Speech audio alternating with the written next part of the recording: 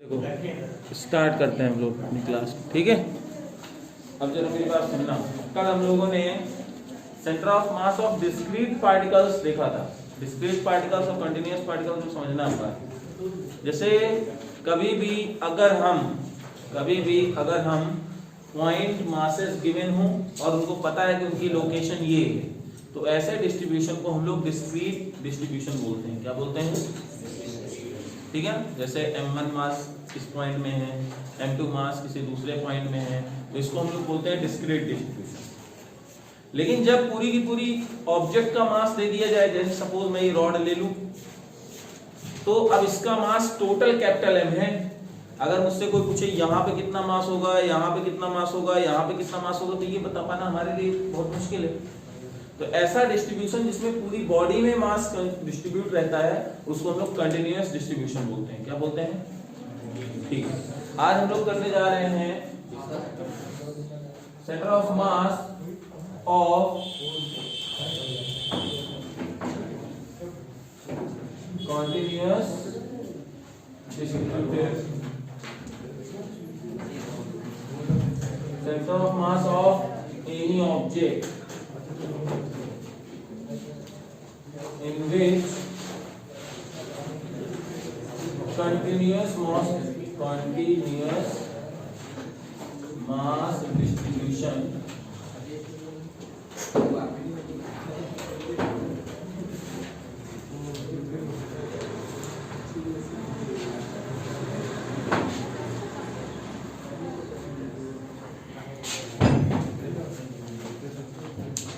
ठीक है। अब जब मेरी बात ध्यान सुनिए सभी लोग, क्या कहने जा रहे हैं हम लोग? ऐसे ऑब्जेक्ट्स का सेंटर ऑफ मास कैसे निकालेंगे जिसमें कंटीन्यूअस मास डिस्ट्रीब्यूशन गिवन है, ठीक है ना?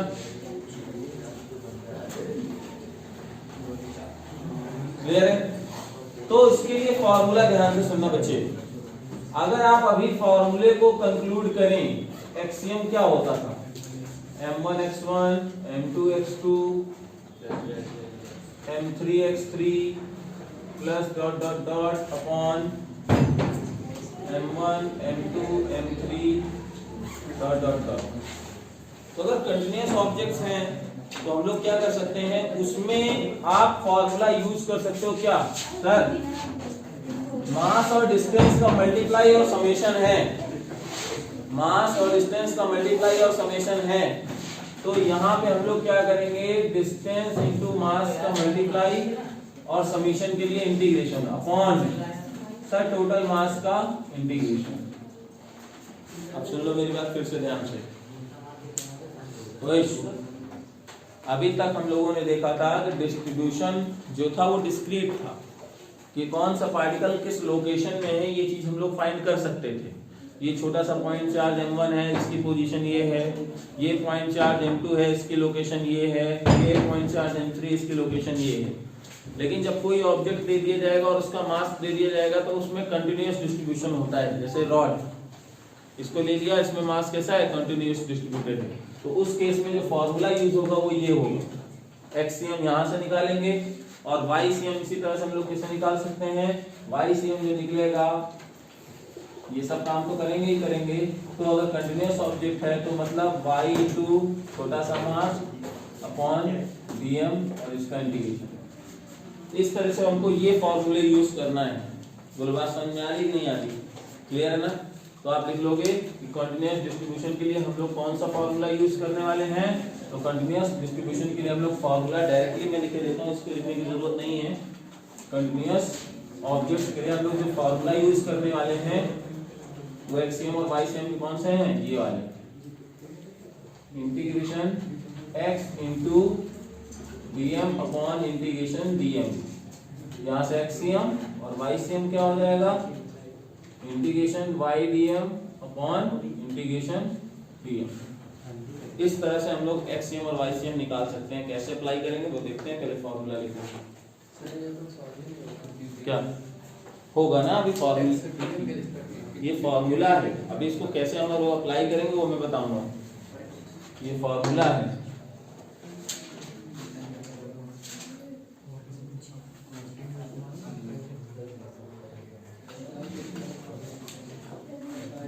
फॉर्मूला नोट कर लो। Centre of mass of any object in which continuous mass distribution given. इसके एप्लीकेशन पे आते हैं, तो इसके एप्लीकेशन कैसे होंगे वो मैं आपको एक क्वेश्चन देता हूँ। Find the centre of mass of a given rod having length capital L and mass capital M uniformly distributed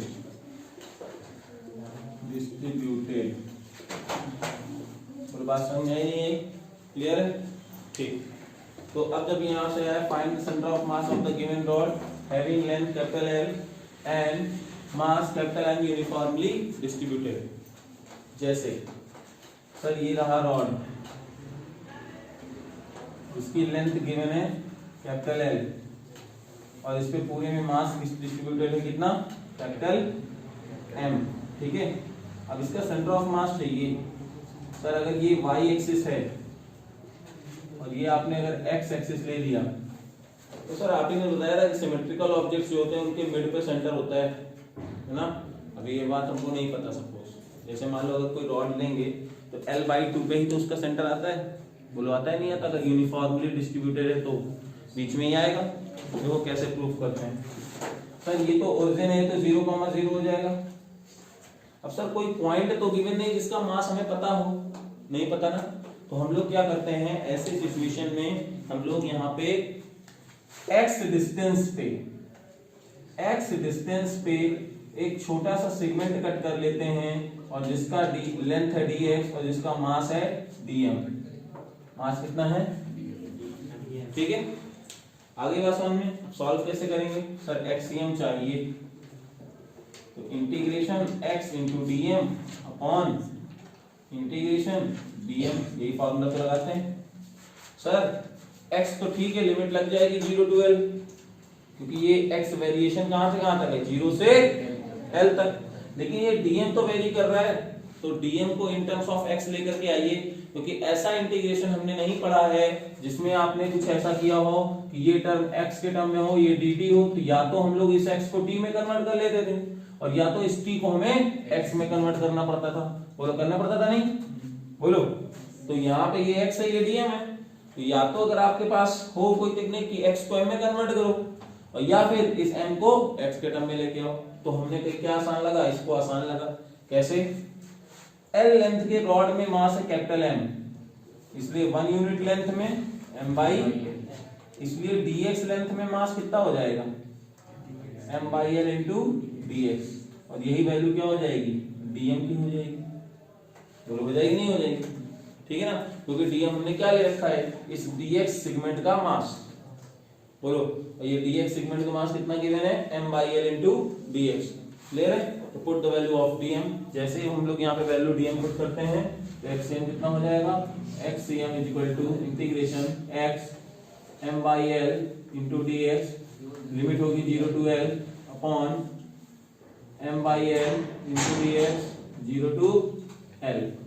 solve करेंगे। सर m/L बाहर, तो यहाँ से कितना हो जाएगा? x into dx 0 to L upon m/L integration dx 0 to L। Cancel हुआ।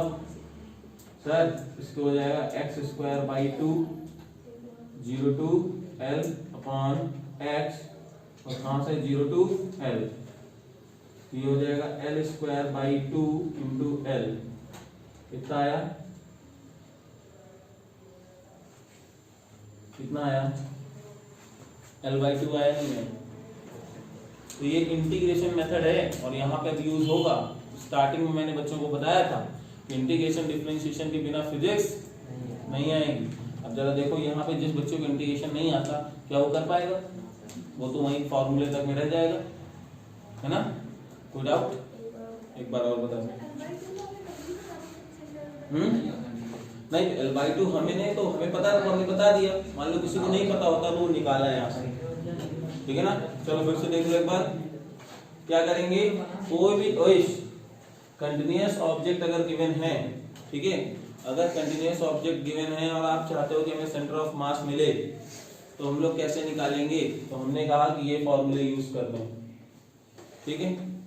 तो अब हम लोग ये फॉर्मूला यूज करते हैं, इससे एक्सियम, इससे वाईसीएम आएगा, ठीक। तो कैसे करेंगे? तो हमने फॉर्मूला तो लगा दिया।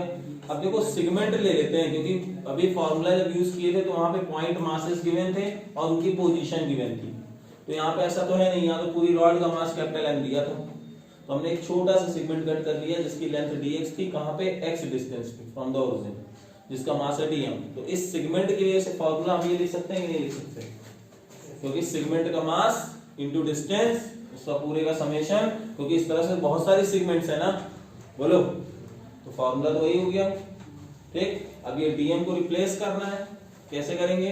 सर l लेंथ की रॉड में मास है कैपिटल M, इसलिए 1 यूनिट लेंथ का मास कितना हो जाएगा? m/l, इसलिए dx लेंथ का मास कितना होगा? ये होगा वही dm। dm की वैल्यू उठा के यहाँ पे रख दिया, यहाँ पे रख दिया, ठीक है। जैसे dm की वैल्यू यहाँ पे रखा, m/l cancel, x²/2 0 to l solve किया l/2। कोई डाउट? नोट करो इसको जल्दी से, करिए। चलिए अब हेडिंग डाल लीजिए बेटा जरा सा, मास डेंसिटी। मास डेंसिटी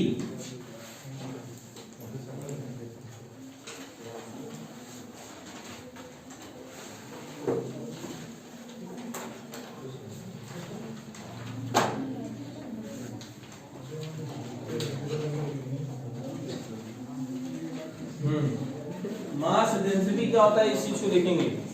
अभी तक आपको सिर्फ डेंसिटी के बारे में पता था, डेंसिटी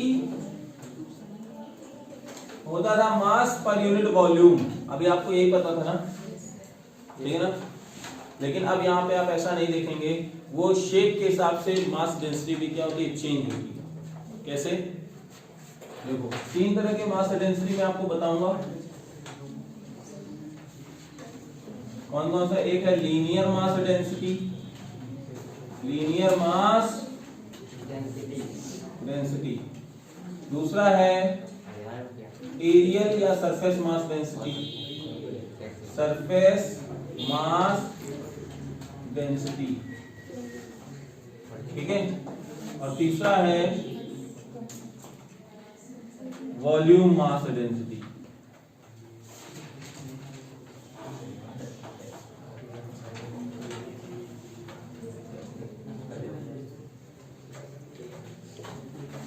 ठीक, अब जरा ध्यान सुनना, तीनों में डिफरेंस कैसे?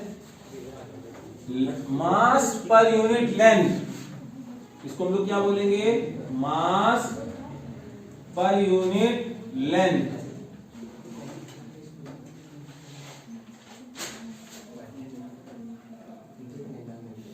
मास पर यूनिट लेंथ जो होगा वो होगा linear mass density, denoted by lambda m/l, या इसे भी लिख सकते हो dm/dl, ठीक है। यूनिट क्या होगी सर? kg/मीटर, ठीक। मतलब ये किसके लिए होगा? ये 1 डायमेंशनल ऑब्जेक्ट के लिए होगा जिसके पास सिर्फ लेंथ हो, जैसे कोई वायर या फिर थिन रॉड, आई बात समझ में? तो उस केस में जो डेंसिटी यूज होगी वो मास पर यूनिट लेंथ होगी। ऐसा माना जाएगा कि उसमें जो भी डिस्ट्रीब्यूशन है वो कहाँ पे है? एक लीनियर है, 1 डायमेंशनल है, ठीक है ना।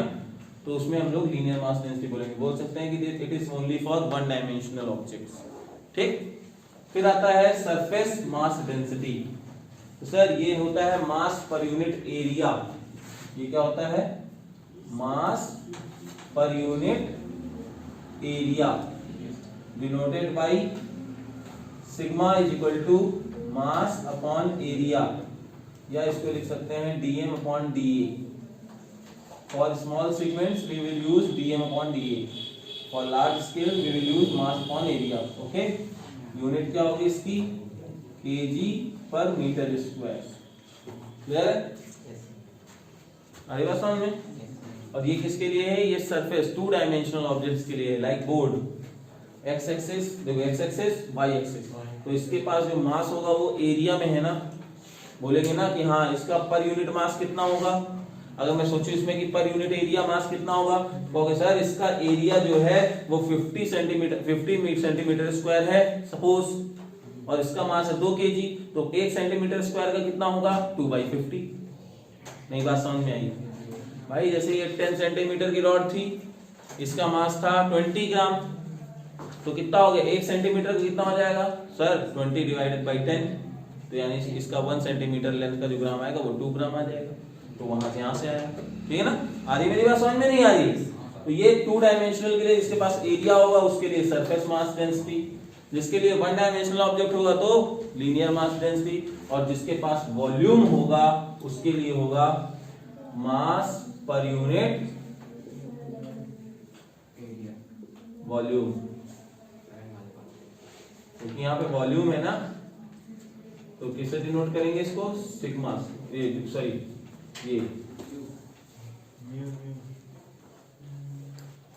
रो से, इसको रो बोलते हैं। आगे बात समझ में? और ये किसके लिए है? ये 3 डायमेंशनल के लिए है, kg अपॉन मीटर क्यूब। तो बोल बात समझ में आ रही नहीं आ रही? क्लियर है? नोट करो जल्दी से।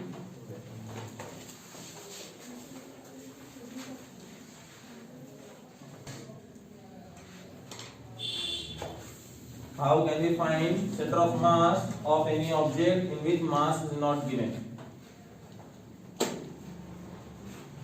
मास गिवन नहीं होगा, ठीक है?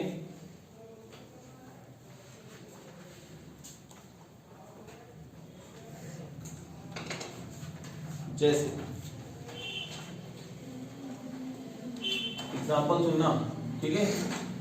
जैसे एक क्वेश्चन है ये, सर एक हमने इंक से, सेम इंक से जिसकी मास डेंसिटी सेम थी, उस इंक से ये टी शेप का हमने एक फिगर बनाया, ठीक है ना? जिसमें ये जो थी साइड ये 10 सेंटीमीटर की थी, ठीक है? और जो ये गिवन है ऊपर ये 6 सेंटीमीटर गिवन था, ठीक? तो अब हमको इसका सेंटर ऑफ मास चाहिए। सिर्फ हमको क्या दे दिया? लेंथ बस दे दिया, मास कुछ दिया ही नहीं। बस क्या बोला? वी ड्रॉ, मैं सपोज क्वेश्चन में क्या गिवन है? This P shape is drawn by an ink having same mass density. सिर्फ इतना बोला गया। This P shape lamina is formed by an ink having same mass density. Then what will be the center of mass of this lamina? Question समझ में आया? Question लिखो, question लिखो।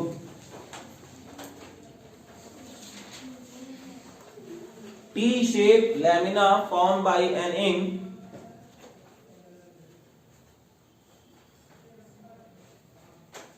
T-shaped lamina is formed by an ink having same mass density. T-shaped lamina is formed by an ink having same mass density. Then find the center of mass of this lamina. Find the center of mass of this lamina. इसमें मास का कोई chance नहीं है, ठीक? तो कैसे करेंगे? तो ऐसे सिचुएशन में बेटा पहली बात तो ये जान लो कि सेंटर ऑफ मास कभी भी अगर हमको निकालना है तो हमको कोऑर्डिनेट तो लेना पड़ेगा, और कौन सा कोऑर्डिनेट? ओरिजिन लेना पड़ेगा। तो हमने देखो ये ओरिजिन ले लिया, ले लिया। और सर अभी तो आपने बताया कि कोई 1 डायमेंशनल ऑब्जेक्ट के लिए, 1 डायमेंशनल ऑब्जेक्ट के लिए अगर यूनिफॉर्म मास डिस्ट्रीब्यूशन है तो मिड में होता है उसका सेंटर। तो सर यहाँ पे 2 सेंटर निकल के आएंगे, एक इसको मैं लैमिना 2 मानूं और ऊपर वाले को लैमिना 1, इस वायर को मैं लैमिना 1 मानूं और इसको लैमिना 2, तो इसका जो मिड पॉइंट होगा सेंटर एक यहाँ पे आएगा जिसको हम लोग C2 लिख सकते हैं, और यहाँ पे इसका सेंटर जो आएगा वो ये C1 होगा, ठीक है ना? C2 के जो कोऑर्डिनेट्स होंगे हम लोग क्या लिख सकते हैं सर? 6 है, आधा 3, इसका आधा 5। इसके कोऑर्डिनेट्स ये हो जाएंगे नहीं हो जाएंगे? किसी को कोई डाउट हो तो बताओ। सर इस 10 का आधा 5 होता है, और सर किस पॉइंट में होगा? क्योंकि ये इसी की देखो लाइन बेड पे ही तो आधा जुड़ा हुआ है, ऐसा तो है नहीं कि कहीं से भी जोड़ दिया गया हो, अनसिमेट्रिकल तो है नहीं। तो ये हो गया। अब C1 के क्या हो जाएंगे, इसके कोऑर्डिनेट सर 3,10 हो जाएंगे, ठीक है ना। बोलो बात समझ में आ रही है। तो C1 हमको मतलब पहले का कोऑर्डिनेट गिवन है 3,10 एंड C2 गिवन है 3,5। ओके, हमको जो पहला लैमिना है उसका मास m1 ले लेते हैं, और अगर देखो अब मास डेंसिटी सेम गिवन बोला है ना, तो m1 को हम लोग क्या लिख सकते हैं, m1 = लैम्डा इंटू L1 लिख सकते हैं, नहीं लिख सकते। और इसी तरह से m2 की वैल्यू क्या लिख सकते हैं, लैम्डा इंटू L2। बोलो बात समझ में आ रही है। ओके, तो इसको क्या C1 जो लिखा हुआ है इसको मैं यहाँ पे x1, y1 लिख सकता हूँ, और इसको x2, y2 लिख सकता हूँ ना। तो हमारा सेंटर ऑफ मास कितना होगा, तो xcm सर आप ही ने फार्मूला बताया m1x1 plus m2x2 upon m1 plus m2। Sir एक काम करते हैं, m1 और m2 की वैल्यू को हम पुट कर देते हैं। जैसे ही पुट किया, lambda L1 x1 plus lambda L2 x2 upon lambda L1 plus lambda L2। एक काम करो, ऊपर से लैम्डा कॉमन लो, नीचे से कॉमन लो। फॉर्मूला क्या आ गया, L1 x1 L2 x2 upon L1 plus, बोलो भाई यहां से xcm आया कि नहीं आया, क्लियर है ना। तो हमें क्या इसमें मास की जरूरत पड़ी, बोलो बेटा नहीं पड़ी, सिर्फ लेंथ पता है। तो कैसे करेंगे, लेंथ कितनी गिवन है 6 इंटू x1 की value 3 plus 10 into 3 upon 10 plus 6 16, कितना आ गया 18 और 30 48 डिवाइडेड बाई 16 3 आ गया। और वो तो आना ही था सर, क्योंकि देखो xcm की डिस्टेंस तो पूरी बॉडी जो है वो यहीं पे तो है ना, तो xcm तो आना ही था। अब ycm कितना होगा सर, ycm के लिए मैं फॉर्मूला क्या हम डायरेक्टली लिख लें, L1y1 L2y2 upon L1 plus L2। कोई डाउट है इसमें, 6 इंटू 10 और 10 इंटू 5 अपॉन 6 प्लस 10 कितना हो गया 110 डिवाइडेड बाई 16। तो कितना हो जाएगा ycm, बोलो भाई 6.9 जाएगा ना, बोलो कोई डाउट है। यानी अब देखो इसका सेंटर ऑफ मास कहां पे आएगा सर, यहां पे कहीं पे आएगा, यहां पे ये होगा सेंटर ऑफ मास। क्यों सर 3,6.9। बोलो कोई डाउट है, कितने लोगों को इस क्वेश्चन में प्रॉब्लम हुई, फिर से बताना है, आ जाएगा। कोई डाउट है, नोट करो। ये लैम्डा L1 इसकी वैल्यू यहाँ देखो, डेंसिटी इक्वल टू क्या होता है, मास अपॉन लेंथ। तो यहाँ की मास इसको m1 लेट कर लिया, इसको m2 लेट किया, m1 की जगह क्या लिखेंगे लैम्डा इंटू L1, और लैम्डा तो सेम था ना दोनों में, कॉमन की कैंसिल कर दिया।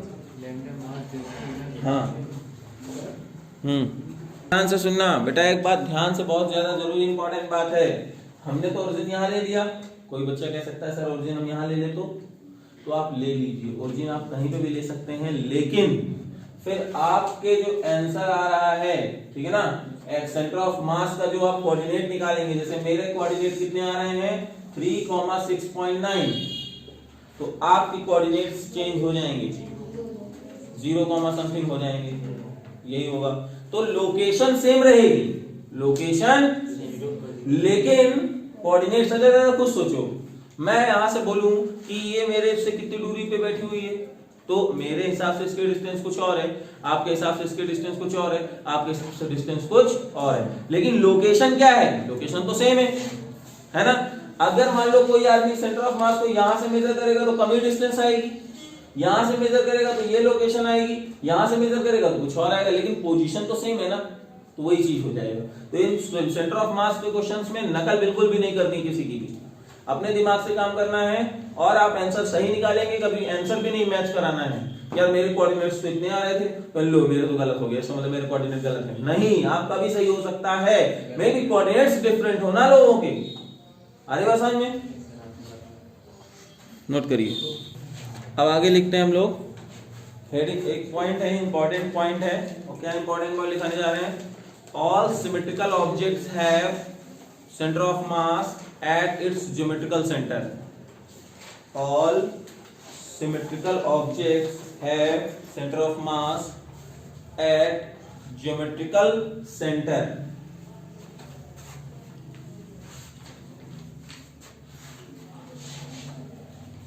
All symmetrical objects have center of mass at its geometrical center। इसका मतलब समझना, जैसे अगर सपोज मैं अब आपको यहाँ पे एक स्क्वायर दे दूं, ठीक है ना, स्क्वायर प्लेट जिसकी साइड ये L है, जिसकी साइड ये L है, तो इसका ज्योमेट्रिकल सेंटर क्या होता है? आप कहोगे सर इसके डायगोनल्स को मिलाइए, बोलो भाई, तो यहाँ पे हुआ कि नहीं सेंटर, तो आप कैसे बोलोगे सर ये सेंटर ऑफ मास है कहाँ पे? तो ये सेंटर ऑफ मास जो है ये है L/2, बोलो बात है नहीं सही? प्रूव भी कर सकते हैं, लेकिन इसका प्रूफ कहीं पूछा नहीं जाएगा, तो टाइम वेस्ट नहीं करते हम लोग, ठीक है। फिर आता है रेक्टेंगुलर, अगर होता तो सर, अगर मान लीजिए ये रेक्टेंगल होता जिसकी साइड ये L होती और विड्थ B होती, तो कैसे करते? तो इसका ज्योमेट्रिकल सेंटर भी क्या होता है, यहां से मिलाने से ही बनता है। तो इसका सेंटर ऑफ मास कहां? L/2, B/2। क्लियर है? रिंग का सेंटर कहां बनता है? रिंग है तो इसका ज्योमेट्रिकल सेंटर जो होगा वहीं पे मिलेंगे, ठीक। इसी तरह से अगर डिस्क है,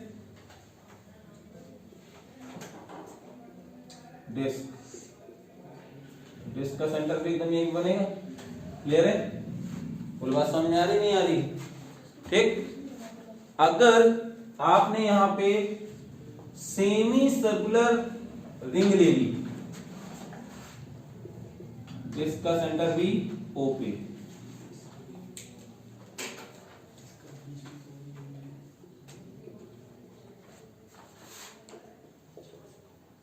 जो ये आपका डिस्क सेमी सर्कुलर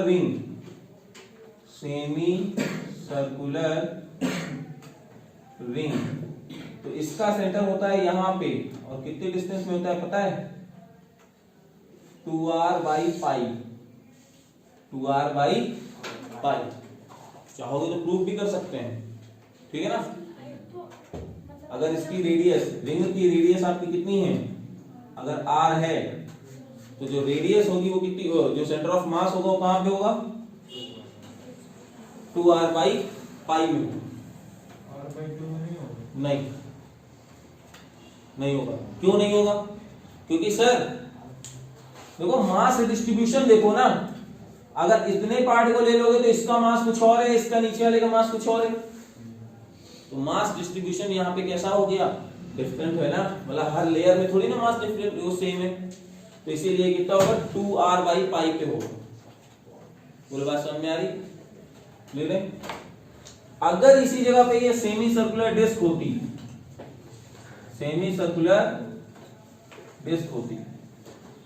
तो इसका कहां पे होता?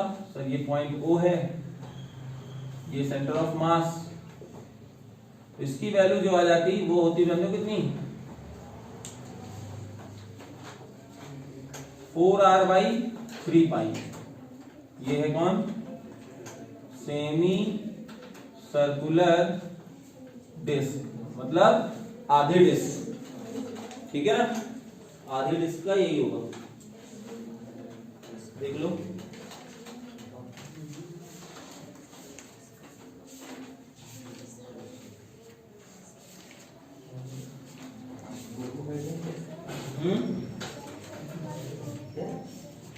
मूविंग करा दें।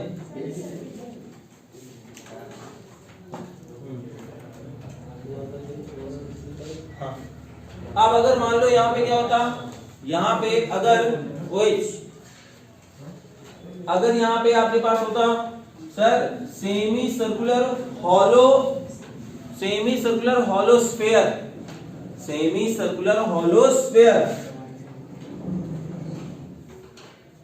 ये क्या है? Semi circular hollow sphere.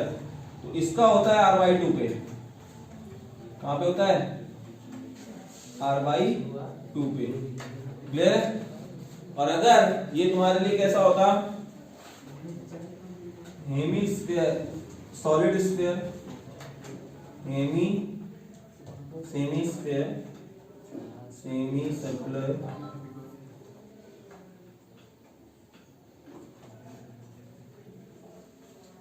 Solid sphere, तो इस पे कितने होता पता है 3r/8, 3r/, ये सब याद नहीं।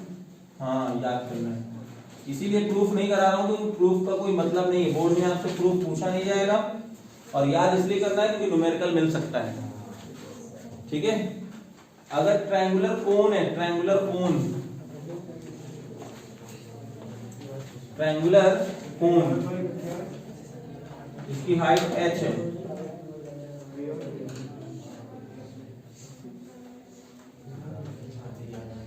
h/4, ये क्या है ट्रायंगुलर कोन,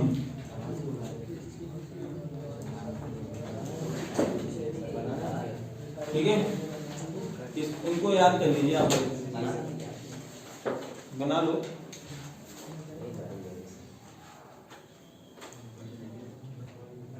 तो आई होप नोट कर चुके होंगे आप लोग। ये दो होमवर्क में क्वेश्चन है, 3 कौन सा, ये 3r/8, ये है h/4। अब आपको ये दो क्वेश्चन दिए गए होमवर्क में, एक है टी शेप, एक है एल शेप, मेजरमेंट्स ऑलरेडी आपको गिवन है, और आपसे पूछा गया है कि इन दोनों केस में सेंटर ऑफ मास कहां पे लोकेट किया।